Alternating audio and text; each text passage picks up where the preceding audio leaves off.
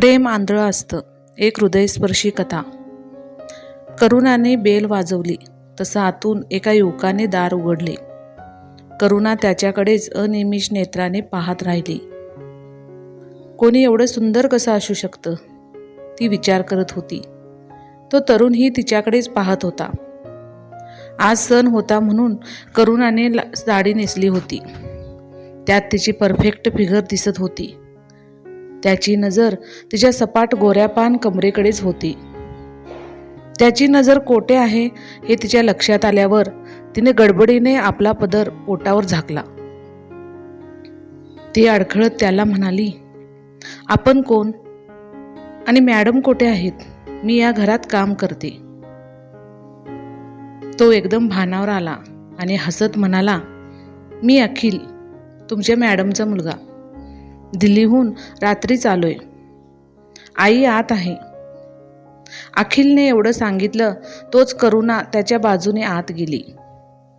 जाता जाता तिच्या शरीराचा स्पर्श त्याला झाला. त्याला त्याच्या शरीरात 1000 व्होल्टचा करंट लागल्यासारखं झालं. त्याने दार झाकून आत करुणा जात असलेल्या दिशेला पाहिलं. तिची लांब सडक वेणी तिच्या कमरेच्या खालपर्यंत आली होती आणि साडीमध्ये होणारी तिच्या कमरेची हालचाल पाहून त्याचं हृदय बाहेर येते की काय असं त्याला झालं. व्हेरी इंटरेस्टिंग, तो पुटपुटला आणि त्याच्या रूममध्ये गेला. करुणा घाईने किचन कट्ट्याला जाऊन टेकली. तिचा श्वास जड झाला होता. अखिलच्या अशा बघण्याने ती लाजून गेली होती. कोणीतरी मोरपीस अंगावर फिरवतंय असा तिला भास होत होता. ती या घरात 6 महिने झाले स्वयंपाक करायला येत होती, पण अखिलची आणि तिची कधी भेटच झाली नव्हती. त्याचा फोटो तिने त्या घरात पाहिला होता, पण तो अखिलचा शिकत असतानाचा फोटो होता. आता मात्र अखिल पूर्ण वेगळा व खूप हँडसम दिसत होता. त्याच्या स्पर्शाने तिच्या अंगाची पण थरथर होत होती. ती अखिलच्या आईला सविता मॅडमला भेटली तेव्हा त्या तिला म्हणाल्या, हे बघ करुणा, माझा मुलगा खूप दिवसांनी घरी आलाय, तेव्हा आज त्याच्या आवडीचाच स्वयंपाक करायचा आहे. त्याला भाकरी, वांग्याचं भरीत, कांद्याची भजी आणि फोडणीचं वरण बनव. करुणा हो म्हणाली आणि स्वयंपाकघरात गेली.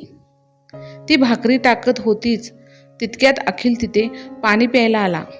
त्याने करुणाजवळचा ग्लास उचलताना तिच्या कमरेला हळूवार स्पर्श केला. करुणा एकदम दचकून बाजूला झाली. तसा तो गालात हसत बाहेर गेला. तोपर्यंत तिथे सविता मॅडम आल्या. त्यांना अखिलच्या वडिलांसाठी दूध हवं होतं. अखिलचे वडील आजारी होते, ते कायम झोपूनच असत. करुणाने त्यांना दूध गरम करून दिलं आणि भरभर स्वयंपाक करून घरी गेली. दुसऱ्या दिवशी सकाळी ती जेव्हा आली तेव्हा मॅडमनी दार उघडल्या. तिने स्वयंपाकघरात जाताना डोळ्याच्या कोपऱ्यातून पाहिले. अखिल हॉलमध्ये पेपर वाचत बसला होता. तिने आत जाऊन स्वयंपाकाला सुरुवात केली. थोड्याच वेळात तिला जाणवले की कुणाचे तरी हात तिच्या कमरेवर आहेत. तिने घाबरून पटकन मागे पाहिले. तसे तिला दिसले की तो अखिल आहे. अखिलने तिला मिठीत घेतले होते. त्याच्या स्पर्शाने करुणाला एक प्रकारची नशा चढू लागली होती. तिच्या हृदयाचे ठोके वाढले. त्याच्या घट्ट मिठीमध्ये ती साऱ्या जगाला विसरली. तेवढ्यात तिला सविता मॅडमचा आवाज ऐकू आला. अगं करुणा, कुठे लक्ष आहे तुझं? चपाती करपते बघ. करुणा एकदम भानावर आली. तिच्या लक्षात आलं की अखिलचं जवळ येणं हा केवळ तिचा भास होता. ती स्वतःशीच लाजली. तिने करपलेली चपाती तव्यातून काढली आणि दुसरी चपाती लाटायला घेतली. तिने हॉलमध्ये पाहिले. अखिल तिच्याकडे टक लावून पाहत होता. तिचा चेहरा लाल झाला. ती आपलं काम भरभर आवरायला लागली. करुणा पहिल्याच नजरेत अखिलच्या प्रेमात पडली होती आणि तिला माहीत होते अखिलही तिच्याकडे आकर्षित झाला आहे.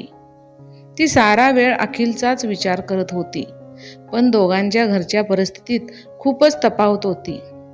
अखिल एका मोठ्या IT कंपनीत काम करत होता, तर करुणाने ग्रॅज्युएशन पूर्ण केलं होतं. तिच्या आईवडिलांनी तिला खूप प्रेमाने वाढवले होते, पण तिच्या वडिलांचा अपघातात पाय काढावा लागल्यामुळे ते घरीच बसून होते.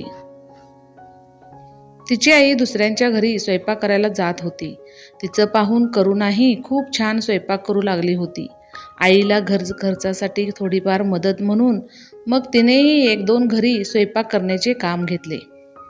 करुणा खूपच सुंदर मुलगी होती. नाकी डोळी छान, सुडोल बांधा, हरणासारखे काळेभोर डोळे, लांब केस. करुणा रस्त्यावरून चालली की सगळ्यांच्या नजरा तिच्याकडेच असत. पण आता पहिल्यांदाच ती अखिलकडे आकर्षित झाली होती. तिला पहिल्या नजरेतलं प्रेम झालं होतं. करुणाला माहीत होतं की अखिल हा उच्चवर्णीय सुशिक्षित मुलगा आहे. अखिल आणि ती कधीच एक होऊ शकत नाहीत. पण म्हणतात ना, प्रेमाची नशा शहाण्या माणसालाही वेडे करून टाकते. प्रेमाच्या भावनेत बुडालेल्या माणसाला योग्य अयोग्य, उच्च नीच, चांगलं वाईट काहीही समजत नाही. तसं करुणाचं झालं होतं. उठता बसता तिला अखिलच दिसू लागला. रोज त्या दोघांची भेट होऊ लागली. रोज तिला तो नकळत स्पर्श करू लागला. तिलाही त्याचा स्पर्श आवडू लागला होता. त्यामुळे अखिलची हिंमत आणखीनच वाढली. एके दिवशी संधी साधून अखिलने तिला आपल्या मिठीत घेतले. करुणाने त्याच्या मिठीतून स्वतःला मोकळं करण्याचा प्रयत्न केला आणि म्हणाली, अखिल, सविता मॅडमना दिसलं तर त्यांना काय वाटेल? अखिल म्हणाला, मम्मी झोपली आहे करुणा, त्यांची काळजी करू नको. मोठ्या कष्टाने आपल्याला आज हा एकांत मिळाला आहे. आता हा क्षण खराब करू नको. पण अखिल, हे योग्य नाही. तुमच्या आणि माझ्या परिस्थितीत खूप अंतर आहे. या नात्याला तुमच्या घरचे कोणीच मान्यता देणार नाहीत. करुणा त्याच्या मिठीतून स्वतःला सोडवत म्हणाली. यावर आपली मिठी आणखीनच दृढ करत अखिल तिला म्हणाला, असं नाही करुणा, मी तुझ्या प्रेमात पडलो आहे. प्रेमात कोणी लहान किंवा मोठा नसतो. आज तुझ्या या डोळ्यात मला बुडून जाऊ दे. गुलाबाच्या पाकळ्यांसारख्या या ओठांना मला एकदाचा स्पर्श करू दे. अखिलला आज करुणाला कोणत्याही प्रकारे मिळवायचीच होती. करुणा आतून घाबरली होती, पण अखिलचे प्रेम तिला त्याच्याकडे खेचत होते. शेवटी करुणाने प्रेमापुढे हार मानली. तिनेही त्याला मिठी मारली. दोघेही एकमेकांच्या मिठीत प्रेमाच्या खोल गर्तेत बुडत गेले. करुणाने त्याला आपले सर्वस्व दिले. थोड्या वेळानंतर तिचे डोळे भरून आले होते. ती अखिलला म्हणाली, तू मला कायम साथ देशील ना अखिल? तू मला कधी एकटं सोडणार नाहीस ना? हे ऐकून अखिलने तिच्या कपाळावर आपले होठ टेकवले व तिला म्हणाला, वेडी आहेस का तू? मी प्रेम करतो तुझ्यावर. तुला सोडून मी कसा जाऊ? असे म्हणत त्याने पुन्हा गुंजनच्या ओठांचे चुंबन घेतले. अखिलने करुणाला पुन्हा एकदा छातीशी कवटाळलं. त्याच्यासाठी काळ पुन्हा एकदा थांबला होता. आता त्यांचं मिलन वारंवार व्हायला लागलं. अखिल आपल्या प्रेमाचा दावा करून करुणाला जवळ घ्यायचा. प्रेमाच्या वाटेवर वाटचाल करताना दोघांनीही शृंगाराच्या साऱ्या सीमा तोडल्या होत्या. प्रेमाच्या सुखद स्वप्नासोबतच करुणाला अखिलसोबत एक सुंदर संसाराची स्वप्नेही पडू लागली. पण एके दिवशी अखिलसाठी एका मुलीचं स्थळ आलेलं पाहून तिच्या डोक्यावर जणू डोंगर कोसळला. ती जेव्हा स्वयंपाक करायला अखिलच्या घरी पोहोचली तेव्हा तिथे एक आधुनिक, आकर्षक आणि तरतरीत मुलगी तिच्या आई वडिलांसोबत बसली होती. करुणा स्वयंपाकघरात गेली. सविता मॅडम तिथे आल्या आणि करुणाला काहीतरी खास पदार्थ बनवण्यास सांगितले. तेव्हा करुणाने त्यांना थेट विचारलं, कोण आहेत हे मॅडम? त्या म्हणाल्या, ते होय, अखिलला बघायला आले आहेत. या मुलीसोबत अखिलचे लग्न ठरवत आहोत आम्ही. मुलगी सुंदर आहे ना ग करुणा? मॅडमने असं विचारल्यावर करुणाने होकारार्थी मान हलवली. पण तिच्या हृदयाचे हजारो तुकडे झाले होते. तिनं कसंबसं आपले अश्रू आवरले. त्या दिवशी घरी गेल्यावरही तिच्या डोळ्यासमोर त्याच मुलीचा चेहरा नाचत राहिला. झोप तिच्या डोळ्यापासून कोसो दूर गेली होती. दुसऱ्या दिवशी ती अखिलच्या घरी जेवण बनवायला गेली तेव्हा अखिलला एकटा गाठून ती रागाने त्याला बोलली, हे सगळं काय आहे अखिल? तुझ्या लग्नाबद्दल बोलणी चालू आहेत. तू तुझ्या घरच्यांना आमच्या प्रेमाबद्दल का सांगितलं नाहीस? अखिल समजावत तिला म्हणाला, नाही करुणा, मी त्यांना आमच्या प्रेमाबद्दल सांगू शकत नाही. करुणा दुःखाने त्याला म्हणाली, पण का? तेव्हा अखिल निर्लज्जपणे तिला म्हणाला, कारण समाज आमचं प्रेम स्वीकारणार नाही. मी तुझ्यासारख्या खालच्या जातीतील मुलीशी लग्न केले तर माझे आई वडील हे लग्न कधीच मान्य करणार नाहीत. त्याचं ते बोलणं ऐकून करुणा संतापाने त्याला म्हणाली, मग मला तू प्रेमात का पाडलंस? तुला लग्नच करायचं नव्हतं तर मग मला लग्नाची स्वप्न का दाखवलीस? अखिल म्हणाला, हे बघ करुणा, समजून घे. आम्हा दोघांचं एकमेकावर प्रेम आहे. प्रेमासाठी फक्त आम्हा दोघांची संमती आवश्यक होती. पण लग्न हे साऱ्या समाजासमोर केलं जातं. लग्नासाठी साऱ्या समाजाची परवानगी लागते. मला माझ्या घरच्यांच्या इच्छेनुसार लग्न करावं लागेल. करुणा तिरस्काराने अखिलला म्हणाली, याचा अर्थ तुझं माझ्यावर प्रेम नाही. तू फक्त माझ्यासोबत प्रेमाचं नाटक केलंस. तुला मी नको होते, फक्त माझं शरीर हवं होतं. तू मला कधीच एकटं सोडणार नाहीस असं वचन घेतलं होतंस तू. अखिल तिला घट्ट धरून म्हणाला, करुणा, तुला एकटीला सोडून मी कुठे जात आहे? मी अजूनही तुझ्यावर प्रेम करतो. माझ्यावर विश्वास ठेव. आमचे हे प्रेम कायम राहील. मी तिच्याशी लग्न केले तरी तू आणि मी पूर्वीसारखेच भेटत राहू. आमचे नाते असेच चालू राहील आणि मी सदैव तुझाच राहीन.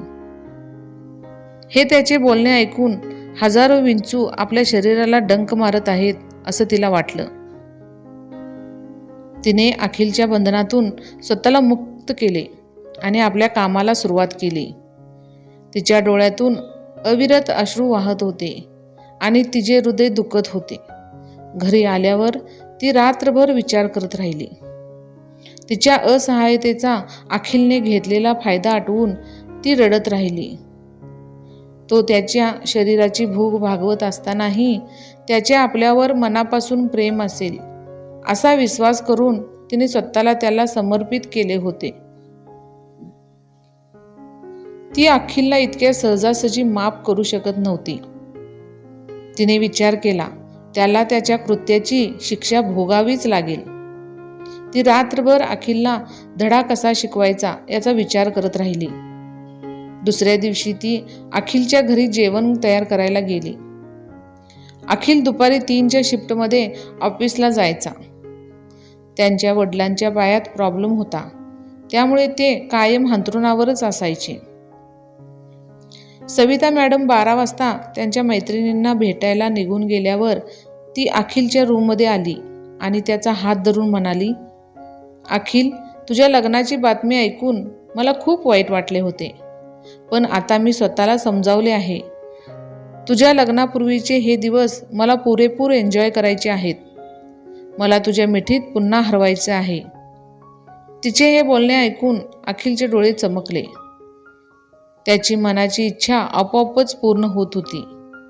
त्याने लगेच करुणाला आपल्याजवळ ओढले. दोघेही एकमेकांच्या मिठीत हरवून गेले. अंथरुणावर अखिलच्या मिठीत करुणाने विचारले, काल तू खरं सांगत होतास का अखिल? लग्नानंतरही तू माझ्याशी हे नातं जपशील ना? अखिल म्हणाला, हो करुणा, तुला ही शंका का येते? लग्न ही एक गोष्ट आहे आणि प्रेम दुसरी गोष्ट आहे. आपल्यातील प्रेम आणि शरीराचे हे मिलन चिरकाल टिकेल. लग्नानंतरही हे आपलं नातं असंच सुरू राहील. असं म्हणत अखिल पुन्हा तिचं चुंबन घेऊ लागला. संध्याकाळी करुणा तिच्या घरी परतली. तिला स्वतःचीच किळस येत होती. ती बाथरूममध्ये गेली आणि आंघोळ करून बाहेर आली. मग आपला मोबाईल ती ऑन करून बसली. त्यात त्यांच्या आंतरिक भेटीचा प्रत्येक क्षण या मोबाईलमध्ये कैद झाला होता. तिने अतिशय हुशारीने मोबाईल कॅमेरा अशा ठिकाणी लावला होता जिथून त्या दोघांच्या सर्व हालचाली टिपल्या गेल्या होत्या. तो एक लांब इंटिमेट सीनचा व्हिडिओ होता. पुढच्या 10-12 दिवसात तिने असे आणखी 3-4 व्हिडिओ शूट केले. त्यानंतर तिने हुशारीने व्हिडिओ एडिट करून त्यामधला आपला चेहरा लपवला. काही दिवसात अखिलचे लग्न झाले. करुणा अखिलच्या घरी स्वयंपाक करायला जातच होती. तिने अखिलच्या बायकोचा नंबर आपल्या मोबाईलमध्ये सेव्ह केला आणि तिने मॅडमना सांगितले की तिला पुण्यात नोकरी लागली आहे आणि आता ती कामावर येऊ शकणार नाही. त्या दिवशी ती अखिललाही भेटली नाही आणि आपल्या घरी गेली. दुसऱ्या दिवशी सकाळी तिने आपल्या मोबाईलचे सिम कार्ड चेंज केले व अखिलच्या पत्नीला स्वतःचे आणि अखिलचे 2 इंटिमेट व्हिडिओ व्हॉट्सअप केले. 3-4 तासानंतर तिने परत आणखी उरलेले व्हिडिओज तिला सेंड केले आणि मोबाईलचे सिम कार्ड तोडून टाकले.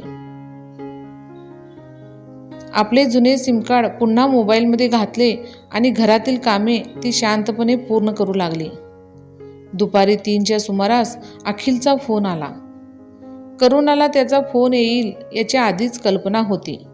तिने हसत हसत फोन उचलला तेव्हा समोरून अखिलच्या रडण्याचा आवाज ऐकू आला. करुणा, तू हे काय केलंस? माझं वैवाहिक जीवन अजून नीट सुरूही झाले नव्हतेस आणि तू हे व्हिडिओ पाठवलेस. तुला माहीत आहे, सकाळपासून माझी बायको माझ्याशी भांडत होती आणि आत्ताच ती सुटकेस घेऊन कायमची तिच्या माहेरी निघून गेली आहे. करुणा, आता मी काय करू? माझं जीवन सारं बर्बाद झालं. करुणा शांतपणे त्याला म्हणाली, तुझी हीच लायकी होती. तुझी आता मी पाकच वाट लावणार आहे. तू नुसता बघच. गुड बाय मिस्टर अखिल. करुणाने असं बोलून फोन कट केला. तिने आता आपल्या प्रत्येक अश्रूचा बदला घेतला होता. तिला आज आपल्या जखमेवर मलम लावल्यासारखं वाटत होतं. ती समाधानाने आपली कामे करू लागली. ही कथा जर तुम्हाला आवडली असल्यास आणि अशाच हृदयस्पर्शी, रोमांचकारक प्रणयकथा, रहस्यकथा, बोधकथा तुम्हाला वाचायला आणि ऐकायला आवडत असल्यास प्लीज लाईक, शेअर आणि सबस्क्राईब करायला विसरू नका. धन्यवाद.